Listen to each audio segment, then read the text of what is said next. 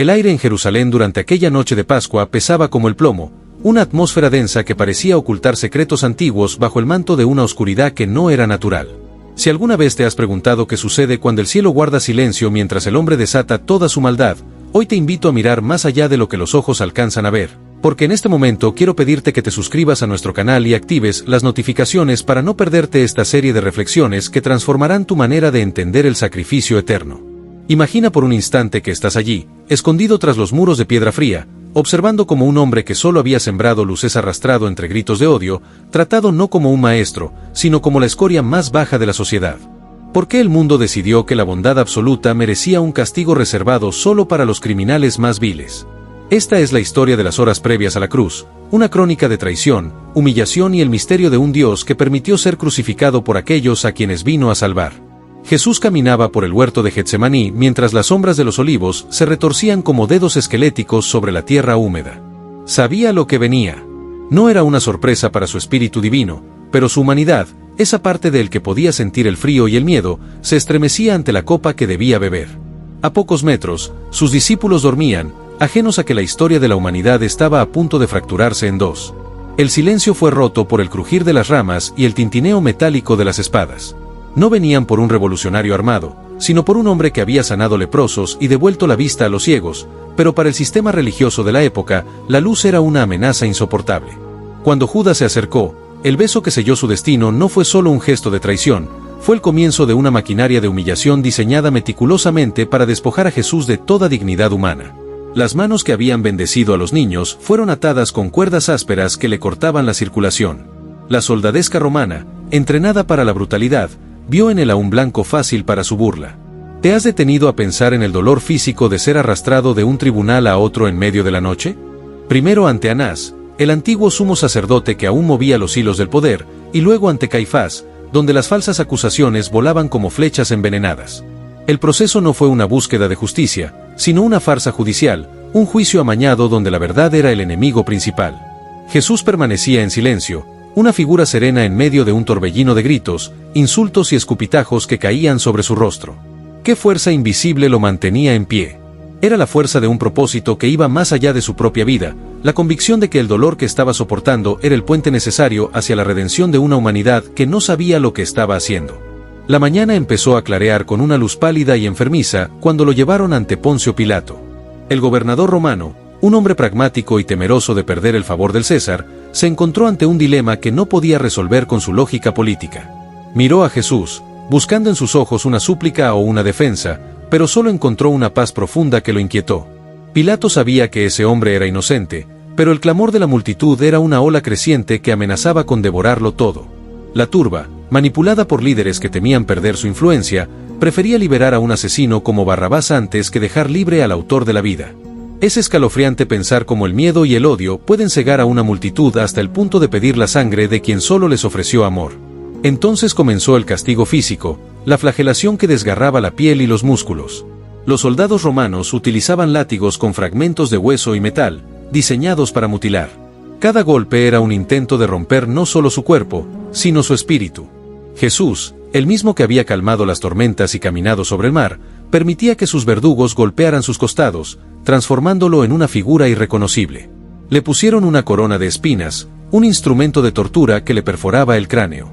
Lo vistieron de púrpura, el color de la realeza, para burlarse de su supuesta autoridad. ¿Cómo pudo el creador del universo soportar tal nivel de desprecio de parte de su propia creación? La respuesta reside en la profundidad de un amor que nosotros, con nuestras mentes limitadas, apenas podemos comenzar a comprender. La humillación alcanzó su punto álgido cuando lo obligaron a cargar el madero pesado y rugoso hacia el Gólgota. Sus fuerzas estaban al límite, cada paso era una batalla contra el desmayo, cada aliento un esfuerzo agónico. La gente observaba desde las calles, algunos llorando, otros gritando maldiciones, sin entender que estaban presenciando el momento más trascendental de la historia eterna. Jesús no se defendió. No invocó legiones de ángeles que habrían arrasado con todo el imperio romano en un parpadeo.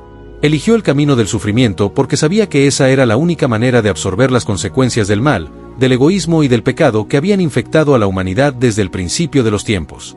Si analizamos los paralelos entre el Antiguo y el Nuevo Testamento, vemos que el sacrificio de Jesús no fue un accidente ni un plan improvisado. Desde el cordero sacrificado en el tiempo de Abraham hasta el siervo sufriente descrito por el profeta Isaías, toda la escritura apuntaba hacia este momento. Jesús era el cumplimiento de la ley, el Cordero de Dios que quitaba el pecado del mundo. No era un criminal, era el inocente ocupando el lugar de los culpables. La humillación que sufrió fue el reflejo de la gravedad de nuestra propia condición. Si la santidad de Dios es absoluta, la paga por nuestra rebelión tenía que ser saldada por alguien cuya santidad fuera igualmente absoluta. A menudo nos preguntamos por qué Dios permite el sufrimiento en nuestras propias vidas. Mirando la cruz, la respuesta comienza a tomar forma, aunque sigue siendo un misterio. Dios no es ajeno al dolor humano, Él mismo se sumergió en lo más profundo de nuestra angustia. Jesús conoce el rechazo, el abandono de los amigos, la injusticia de los jueces y el dolor físico extremo. Él pasó por todo eso para que, cuando tú pases por tus propios valles de sombra, sepas que no estás solo. Él camina contigo, cargando el peso de tus cargas, habiendo vencido ya la muerte y la humillación. La cruz, que en aquel tiempo era el símbolo más vergonzoso de derrota, se transformó a través de este evento en el estandarte de la victoria eterna. Al ser tratado como un criminal, Jesús rompió las cadenas que nos mantenían prisioneros del miedo y la culpa. No fue una víctima de las circunstancias, sino el autor de un plan de salvación que se ejecutó con una precisión divina a pesar de la aparente victoria de la maldad. La oscuridad que cubrió la tierra durante esas horas no era solo un fenómeno natural, era el velo que cubría el momento en que Dios se entregaba a sí mismo para reconciliar a un mundo perdido. Ahora, al reflexionar sobre estos eventos, debemos preguntarnos qué lugar ocupa Jesús en nuestra vida diaria. ¿Es solo una figura histórica que recordamos en ciertas fechas, o es el centro de nuestra existencia? El juicio de Jesús no terminó en la cruz, continúa hoy en cada elección que hacemos, en cada palabra que pronunciamos y en cada acto de justicia o injusticia que cometemos.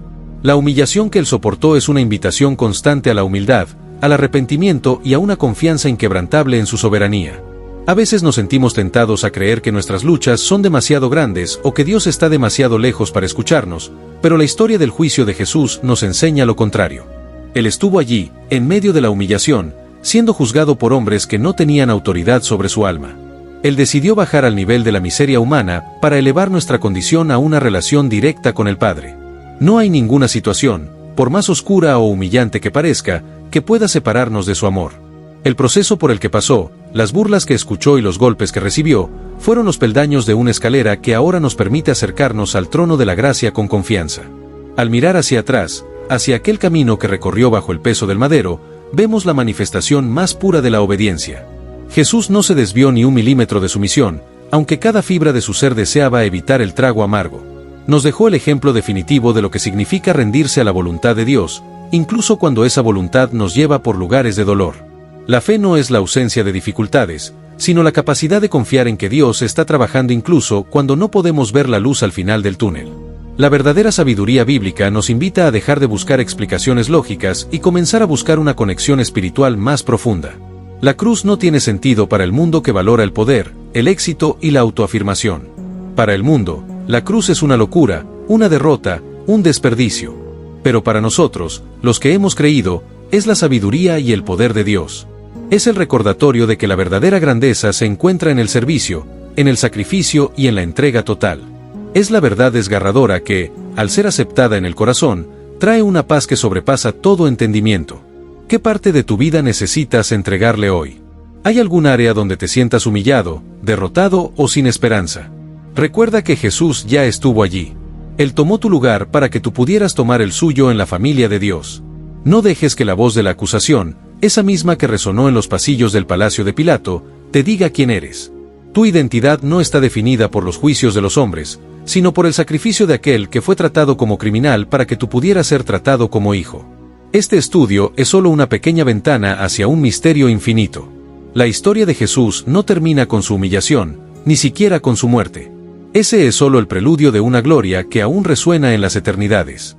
Cada vez que nos acercamos a su palabra, descubrimos nuevas facetas de su carácter, nuevas razones para confiar y nuevas fuerzas para seguir adelante. Mantener nuestra mirada fija en Él, especialmente en medio de las pruebas, es el secreto de una vida cristiana que no se apaga ante las dificultades, sino que brilla con más intensidad.